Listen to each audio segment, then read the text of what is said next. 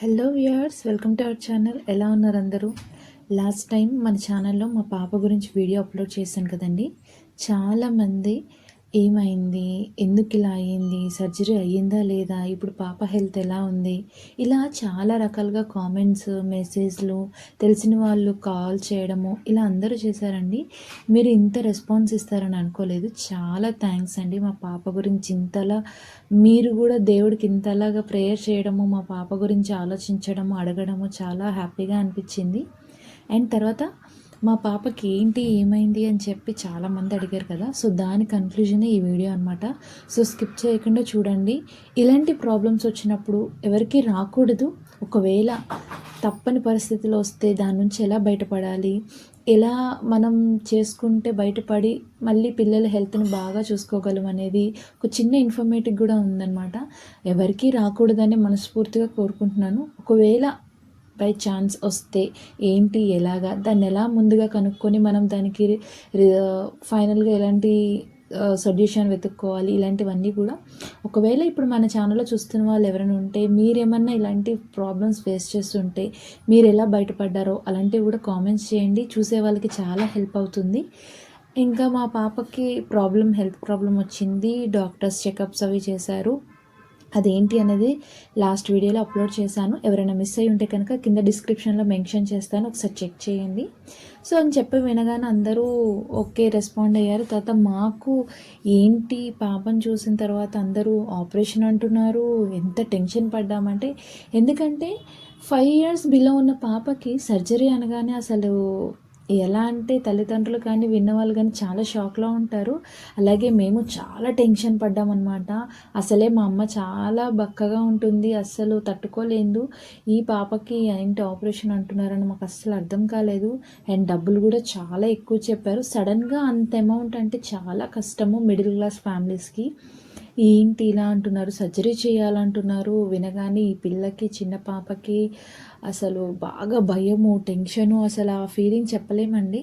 ప్రతి తల్లిదండ్రులకి ఇలాంటిది ఏదో ఒక చిన్న చిన్న టెన్షన్స్ పిల్లల వాళ్ళు వస్తూనే ఉంటాయి. కానీ నా దాకా వచ్చేసరికి ఇంత పెద్ద టెన్షన్ రావడము, అమ్మో చాలా భయం వేసిందండి. దాని తర్వాత అప్పుడు మేము ఏం చేయాలి ఏంటని ఆలోచనలోకి వెళ్ళి ఇంకా అందరినీ ఎలాగ రీచ్ అవ్వాలి, ఇంత అమౌంట్ ఒకేసారి రావాలి, ఏం చేయాలి అని చెప్పి ఇంకా డాక్టర్స్ అయితే చెప్పేశారు, సర్జరీ చేస్తేనే మీకు బెటర్ అండి, లేకపోతే తర్వాత ఏమైనా మాకు రెస్పాన్సిబిలిటీ లేదన్నట్టుగా మాట్లాడారు. తర్వాత ఏం చేయాలి, ఇంత అమౌంట్ తేవాలి. ఆపరేషన్ కూడా మన విజయనగరంలో లేదు, వైజాగ్లో ఉంది. వైజాగ్లో కూడా అన్ని హాస్పిటల్లో చేయరు, ఓన్లీ 3 హాస్పిటల్సే ఉన్నాయి. మరి హాస్పిటల్స్ పేర్లు చెప్పచ్చో లేదో నాకు తెలియదు, అందుకని నేను మెన్షన్ చేయట్లేదు. వైజాగ్లో చేసే సర్జన్స్ అంటే డాక్టర్స్ ఎవరైతే ఉన్నారో వాళ్ళు కూడా ఇద్దరే ఉన్నారు, టాప్ మోస్ట్ అనమాట. ఇంత చిన్నపిల్లలకి ఇలాంటి రిస్కీ ఆపరేషన్స్ వాళ్ళు మాత్రమే చేస్తారు. సో మా అమ్మాయికి అయితే మాత్రం వైజాగ్లో ఇంకా మాట్లాడి ఎవరైతే తక్కువగా చేస్తున్నారో చిన్న అంద అందరి దగ్గర నుంచి మనము లెటర్స్ తీసుకొని రిక్వెస్ట్ చేసుకొని అందరికీ చేయగా ఒక డాక్టర్ దగ్గర ఒప్పుకున్నాం అనమాట. అదే 4 lakh అండి, ఓన్లీ ఆపరేషన్కి 4 లక్షలు, ఓన్లీ ఆపరేషన్కి మాత్రమే, మెడిసిన్స్ అవి కాకుండా. చాలా ఇదే అయింది. తర్వాత ఏంటంటే ఇంక ఇలా ఆలోచిస్తే ఎలాగా మనకి నెక్స్ట్ స్టెప్కి వెళ్ళకపోతే కష్టం అంటున్నారని చెప్పప్పుడు రిలేటివ్స్కి, ఫ్రెండ్స్కి, అలాగే సోషల్ మీడియాలో కొంతమంది తెలిసిన వాళ్ళు ఉన్నారు.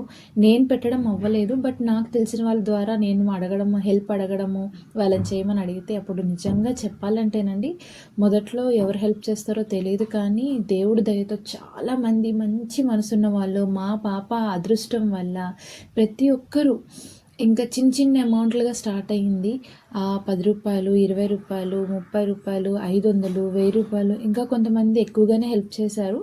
ఇలా ప్రతి ఒక్కరూ కూడా చెయ్యి వేసి మా అమ్మాయికి ఆపరేషన్కి కావాల్సిన అమౌంట్ అనేది అడ్జస్ట్ చేయడము, ఇలా అందరి సాయంతో మేము అనుకున్న అమౌంట్కి రీచ్ అవ్వడము, పాపకి ఏ టైంకి ఎంత అవసరమో అంతవరకు రీచ్ అయ్యి ఆ రోజు ఆ మందులకి కావాల్సిన ఆ రోజు ట్రీట్మెంట్ వరకు రావడము నిజంగా అండి కలెక్ట్ చేశారు. అలా అయిన తర్వాత ఇంకా డాక్టర్స్ చెప్పాము, సర్జరీ చేయండి, మాకు చేతికి అమౌంట్ దొరికింది అని చెప్పి ఇంకా వెంటనే అడ్మిషన్ చేయడము. అక్కడ తీసుకెళ్ళిన తర్వాత వాళ్ళు బ్లడ్ టెస్ట్లు, మళ్ళీ ఎక్స్రేలు, మళ్ళీ స్కానింగ్లు అవన్నీ తీశారు. అంటే సర్జరీకి ముందు ఖచ్చితంగా వాళ్ళకి ఏది కావాలో అవన్నీ కూడా చేశారు. చేసిన తర్వాత పాపకి బ్లడ్ ఇన్ఫెక్షన్ ఉంది. అలాగే బ్లడ్ కూడా చాలా తక్కువ ఉంది అని చెప్పారు. ఏంటి దేవుడా! ఇది ఆపరేషన్ వరకు వెళ్ళిన తర్వాత బ్లడ్ సరిపోదంటున్నారు. ఇన్ఫెక్షన్ ఉందంటున్నారు. ఇన్ఫెక్షన్‌కి మెడిసిన్ వేయాలంటున్నారు. ఒకరోజు ముందు సర్జరీకి ఒక రోజు ముందనమాట. ఏంటి వీళ్ళు ఇలాగా ఏం అర్థం కావట్లేదు. అది కూడా ఎన్నింటికి? రాత్రి 11కి చెప్పారు. ఉదయం 7:30కి ఆపరేషను. ఇంకా వెంటనే మా ఆయన రోడ్డెక్కారు. ఎక్కడ దొరికితే అక్కడ తీసుకోవాలి ఇంకా అని చెప్పి ప్రతి బ్లడ్ బ్యాంక్‌కి వైజాగ్‌లో తెలిసిన వాళ్ళ దగ్గర బండి కూడా లేదండి. ఎందుకంటే ఇక్కడ వదిలేసాం పాపని మేము వెహికల్‌లో తీసుకెళ్ళాము. సో ఎలాగా ఏంటి అని చెప్పి ఇలాగ మొత్తం వెతుక్కుంటూ వెళ్తుంటే మాకు తెలిసిన రిలేటివ్ వైజాగ్లో ఉన్నారనమాట. వాళ్ళ ద్వారా తెలిసిన వాళ్ళకి ఫోన్ చేసి అడిగితే ఉంది రండి అని చెప్తే అప్పుడు 11:30కి దొరికింది. వెళ్ళి రిజర్వ్ చేసుకుంటే ఎర్లీ మార్నింగ్ ఇస్తామని చెప్పారు. మళ్ళీ సర్జరీ రోజు పొద్దున్నే 5కి మా వారు వెళ్ళి బ్లడ్ తీసుకొచ్చి 6కి బ్లడ్ ఎక్కించడం జరిగింది. బ్లడ్ 3 అవర్స్ ఎక్కాలి. సో 7కి స్టార్ట్ చేస్తే 10 వరకు బ్లడ్ ఎక్కింది. 10:30కి ఆపరేషన్ బిఫోర్ సర్జరీకి ఎక్స్రే తీయాలి. బిఫోర్గా తీయడం అవ్వలేదు, మీరు చేయించలేదని చెప్పి 10 నిమిషాల ముందు ఎక్స్రే తీయించుకొని పిల్లతోటి ఆపరేషన్కి తీసుకెళ్లారు. దాని ముందు ఒక పాట అంది మా పాప. అసలు నిజంగా ఇవే దేవుడా ఏంట్రా నా బతుకు అన్నట్టు అనిపించింది అనమాట. అంటే ఆ బాధ ఇంకా చెప్పుకోలేమన్నమాట చెప్తే.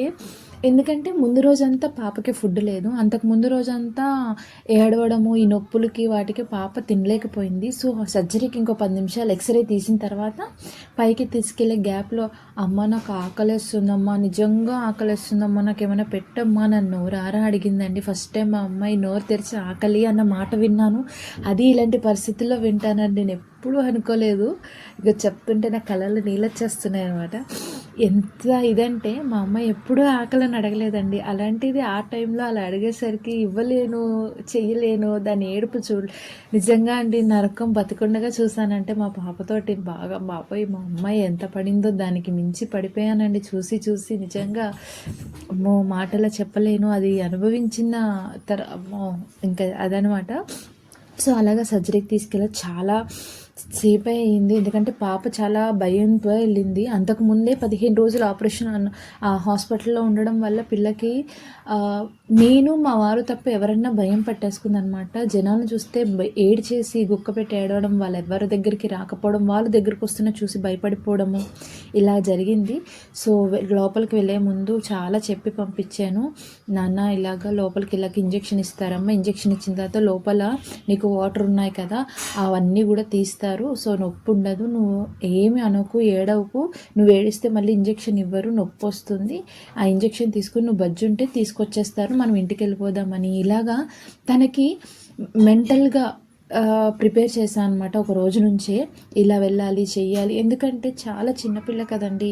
లోపల ఆపరేషన్ థియేటర్లో మనమే పెద్దవాళ్ళము డెలివరీ కానీ ఏదైనా సర్జరీ అంటేనే మనకి లోపల నుంచి అదొక రకమైన భయము, టెన్షన్ వచ్చేస్తుంటుంది. సో అలాంటిది చిన్నపిల్లని లోపలికి తీసుకెళ్ళడం, ఆ లైట్స్, సీజర్స్, ఆ చాకులు, వాళ్ళ గ్లౌజులు, వాళ్ళ మాస్కులు, వాళ్ళ ఆపరేషన్స్, ఆ అట్మాస్ఫియర్ అంతా ఆ చుట్టుపక్కల అదంతా చూసేసరికి పిల్ల చాలా ప్యానిక్ అయిపోతారు. సో అందుకనే పిల్లలకి అసలు ఆ ఊహే వద్దు. కానీ ఏదైనా ఉంది అంటే కనుక మనం ఖచ్చితంగా మెంటల్గా ప్రిపేర్ చేయాలి. ఇదైతే మా వదిన చెప్పారు నాకు. ఎందుకంటే పిల్లలు చాలా సెన్సిటివ్గా ఉంటారు. ఎప్పుడు ఎవరి దగ్గరికి వెళ్ళని వాళ్ళు అయితే ఇంకా ఇబ్బంది పడతారు. మా ఋగ్వేద చాలా ఇదండి, ఎవరి దగ్గరికి పంపించడం కానీ ఏమీ లేదు. సో అందుకని వాళ్ళు టెన్షన్ పడకూడదు అని చెప్పి నేను చాలా ఇదిగా ముందుగా ప్రిపేర్ చేసి పంపించాను అనమాట. అప్పుడు పాపకి ఓకే వెళ్ళింది, ఆపరేషన్ అయింది. 2 అవర్స్ ఆపరేషన్ చేశారు. లోపల ఏం జరుగుతుందో, ఎలా ఉందో, ఏమవుతుందో ఎవరు రారు చెప్పరు, అదొక రకం టెన్షను. లోపల నుంచి 2 గంటల వరకు ఒక సిస్టర్ వచ్చారు. ఏమవుతుందంటే ఆపరేషన్ జరుగుతుందమ్మా అని చెప్పారు. ఏంటి అసలు ఎవరు ఏమి ఇన్ఫర్మేషన్ ఇవ్వట్లేదని చాలా టెన్షన్ పడ్డాను. తర్వాత 2 గంటల, పావు గంట, 2.5 గంటలు దగ్గరగా అయిన తర్వాత పాపకి ఆపరేషన్ జరిగిందండి. అంతా బాగానే ఉంది. పాప ఎనస్థీషియా కదా, మత్తులో ఉందండి. ఆ మత్తు వదలడానికి కనీసం 1 గంటన్నర 2 గంటలు పడుతుంది, మీరు టెన్షన్ తీసుకోకండి, మేము ఐసీయూకి షిఫ్ట్ చేస్తున్నామని చెప్పారు. అప్పుడు అమ్మయ్య అయిపోయిందా, పాప బాగుంది అన్న మాట విన్నాక కొంచెం ఊపిరి పీల్చుకున్నాం అనమాట నేను మా వారు. ఆపరేషన్ అయిపోయింది. కింద ఐసీయూలోకి షిఫ్ట్ చేశారు. మమ్మల్ని రానివ్వలేదు ఒక అరగంట వరకు. ఎందుకంటే చూడగానే ఏడుపులు అవి ఉంటాయి, మీరు రావద్దండి, మేము బెడ్ మీద షిఫ్ట్ చేసి అన్నీ సెట్ చేశాక ఆక్సిజన్ అవన్నీ పెట్టాక మిమ్మల్ని పిలుస్తాం, అప్పటి వరకు ఎవరో ఎలవ్ చేయమని చెప్పారు. లోపలికి వెళ్ళి అన్నీ పెట్టిన తర్వాత పిలిచారు. వెళ్ళగానే అసలు నిజంగా ఏడ్చిందండి పాప. అమ్మ బాబోయ్, అసలు నరకమేనండి పాపను అలా చూసేసరికి. ఏంట్రా అనిపించింది. దేవుడి దయ వల్ల అందరి హెల్పింగ్ వల్ల పాపకి ఆపరేషన్ అయింది, సక్సెస్ అయింది. తర్వాత ఐసీయూలో పెట్టారు, మెడిసిన్ అన్నీ ఇచ్చారు, హై డోస్ అయ్యాయి. తర్వాత జనరల్ వార్డ్కి ఒక రోజున్నర అంటే 2 రోజులు దగ్గరగా ఐసీయూలో ఉంచారు. అప్పుడు పాపకి బ్రీతింగ్ అది స్టేబుల్గానే ఉంది, పర్వాలేదండి అని చెప్పి జనరల్ వార్డ్కి షిఫ్ట్ చేశారు. 5 days హై మెడిసిన్ డోసెస్ అన్నీ ఇచ్చారు, ఫుడ్ పెట్టమన్నారు. మెడిసిన్ వల్ల పాపకి కొంచెం ఆకలి వేయడం వల్ల పాప ఫుడ్ బాగానే తీసుకుంది. దాని తర్వాత ఇంకా 3 weeks మీరు ఐవీస్ అయితే పాపకి కంటిన్యూ చేయాలండి.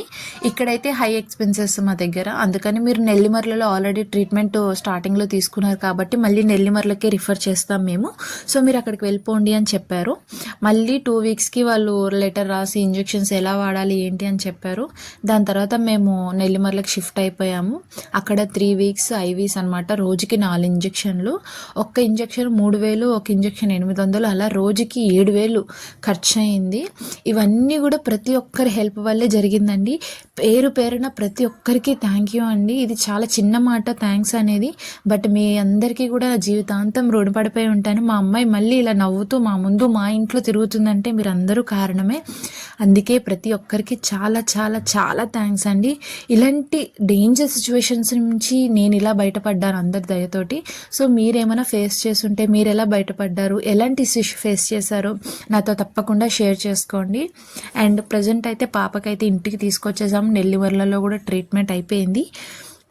ట్రీట్మెంట్ అయిన తర్వాత ఇంటికి వచ్చిన తర్వాత వాళ్ళు డైట్ ప్లాన్ అనేది ఇచ్చారు.